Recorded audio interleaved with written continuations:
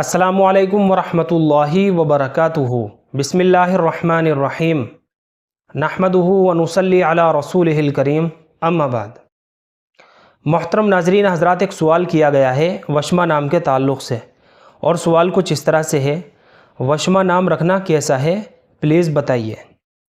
वशमा बड़े शीन के साथ, इसके कई सारे मानी आते हैं, जैसे बारिश का कतरा, ये भी वशमा नाम का माना है।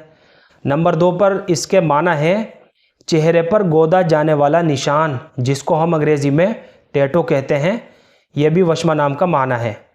तो पहले माना का लिहाज करते हुए बारिश का कतरा जो इसके माना है, इस माना का लिहाज करते हुए बच्ची का ये नाम रखा जा सकता है, इसमें कोई हरज की बात नहीं है। अलबत्ता ये बात अपने जहन में रख लीजिए, ये बहुत अच्छा नाम नहीं है, बहुत उम्दा नाम नहीं है, इसलिए कि वशमा का मादा वशम से है और इसके असली माना है निशान, मामूली या ज़र्रे के बराबर कोई चीज़, इसको वशमा कहते हैं।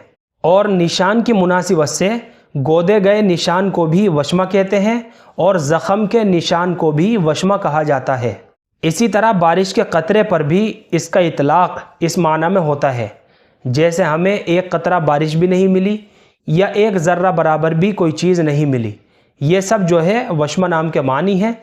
लेकिन पहले माना के एतबार से, जैसे कि मैंने आपको शुरू में बताया था, इसका एक माना बारिश का कतरा भी है, तो ये माना इसका अच्छा है नाम रखने के लिहाज से, तो इसमें कोई हरज की बात नहीं है, रखा जा सकता है।